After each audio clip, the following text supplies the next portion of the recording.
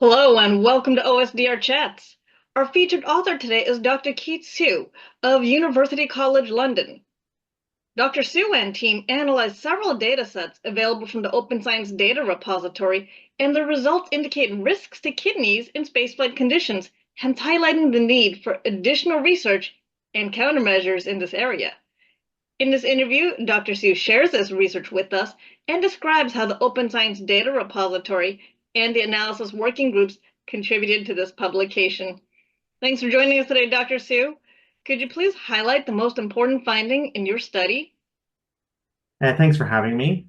So there were two really important findings that we want to draw people's attention to. One is that the kidney stone risk that we see associated with space flight may not be entirely due to just calcium going into the urine from bone wasting, that in fact there may be fundamental restructuring at a biochemical and a morphological level, these micro anatomy of the kidney. So the tubules that handle your calcium and reabsorb it actually might be changing in shape, size, and number, and this might be contributing towards it. So that's the first finding that we had.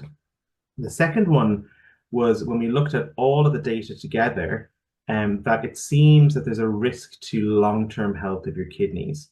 So particularly that seems to be posed by the galactic cosmic radiation. And we had one group of mice in particular that have been exposed to a dose equivalent of 2.5 years at Brookhaven National Laboratory and a complex 33 ion beam exposure. And 6 months afterwards, they presented with signs of disease where they had small little blood clots in some of the parts of the kidney and some damage markers as well. And this replicated in the omics signatures from across multiple missions, species, and simulations. I think it's so valuable to bring the kidneys to light, and we appreciate that effort. And my second question is, how did the Open Science Data Repository or the analysis working groups support you in achieving your research objectives for this project? So under the umbrella of OSDR, we actually had help from two areas. We had Gene Lab and its repository of all the omics data sets, but also from NBIS, where we were able to obtain access to some spaceflight samples. So we had mice from RR10, where we had kidneys from them that had been up to the space station for 30 days. And through the analysis working groups, we were part of the animal group as well as the multi-omics.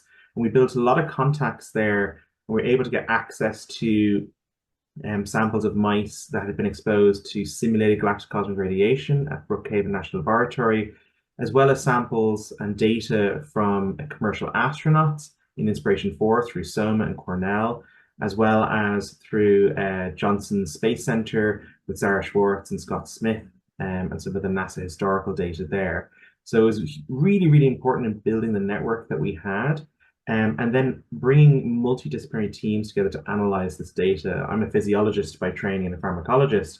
So omics, a lot of it was quite new to me. And my colleague, Ben Walsh, is a clinician and a physiologist by training as well. So we had to heavily lean on the expertise of others who knew how to analyze microRNA data or transcriptomics or epigenetics.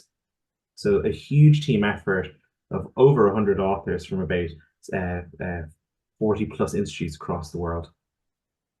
Wow, we're really glad you're part of this community, and we appreciate all of you and your team's contributions to the field of space biology all working together. Thank you for sharing your time with us and with our viewers.